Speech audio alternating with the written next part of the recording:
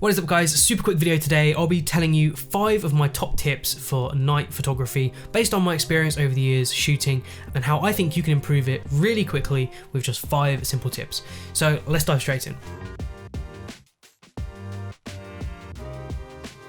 Now I know this sounds really obvious, and for a lot of photographers this will be super obvious and you'll probably be thinking, why am I watching this video? But for a lot of newcomer photographers, getting a prime lens isn't the first thing they think about. Hold up. I did this whole section on a fast lens and didn't actually explain what a fast lens even is. I always forget that there's things that I know that a lot of people don't, and people will be watching this and will know what a fast lens is, but there will be people watching this who don't. So a fast lens is a lens with a wide aperture, something like an f1.4, f1.8, even an f2.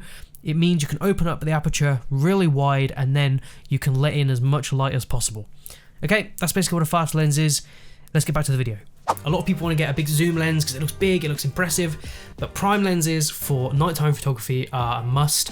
I currently shoot on the 55mm 1.8 Zeiss lens for my Sony a7 III, and some of the images I'm getting with that are fantastic. Now the great thing about using an a7 III is that I don't need a tripod most of the time. The built-in IBIS, the fact that I can shoot wide open with very little issues with wide open shooting, means that I can get some great images just walking around handheld. And that's really important for me. It really works most of the time, and I'm getting some pretty good images. I'll throw them up and you can see them. And really, these are the kind of images you can capture just walking around your town. You can go out and shoot and take photos of buildings or streets or whatever it is you want to take photos of. But the one thing that I find really interesting about night photography is taking photos of things people may not notice in the day that at night are kind of illuminated and look very different. So some of my favorite night shots are actually, instead of being like cityscapes or stuff like that, it's really sort of intricate, dirty street photos. I don't know if that's the right word, dirty, but you kind of get the idea when I'll throw up some photos and you'll see what I mean. Kind of joining back onto point 1, using that fast aperture to really draw attention to those focal points is really useful. And I would recommend just going out, shooting on quite a fairly cropped in lens, so something like a 50mm, 35mm, nothing super wide, and just try and get interesting shots. Try and draw focus to objects which people ignore in the day but may look very interesting at night.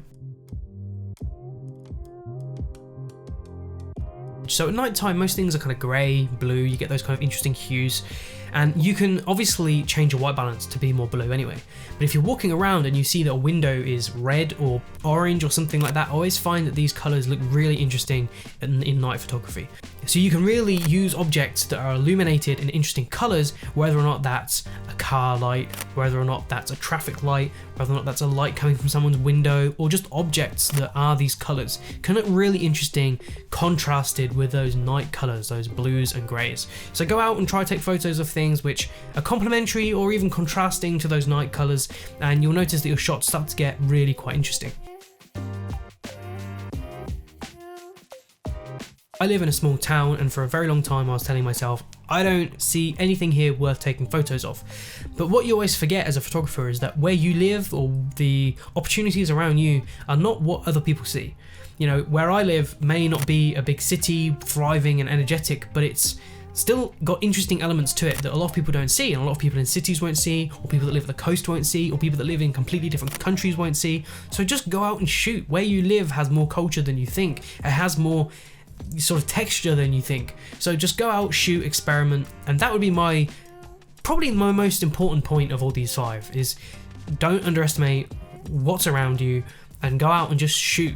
The worst thing you can do as a photographer is convince yourself that nothing is worth taking photos of.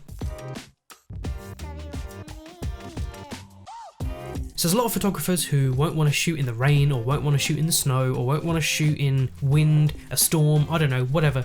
And what happens then is all those interesting photos that you could be taking are lost. They are never coming back unless you go out again when this exact thing is happening again and you can take those photos. If you think of all the opportunities that you've probably lost being too afraid of some rain or the weather in any capacity, that's a real shame. You could have taken some amazing photos. So don't be afraid to go out in the snow, don't be afraid to go out in the rain. because you can get all kinds of different shots that you won't see in the daytime if it's sunny or, you know, whatever. You just will not see them. And night photography as well, especially with the lights illuminated on reflections on the ground or with snow and snow coming in from street lights, it just looks so interesting. And you'll find that it's quite freeing as a photographer to try something a bit different to what you're used to. So there you have it, guys. There's my kind of really fast top 5 tips for getting some interesting night photography. Hope you guys enjoyed it. If you did, be sure to like and subscribe, and of course hit that little alarm button and it will tell you when I've uploaded something new, and I'll see you guys in the next one.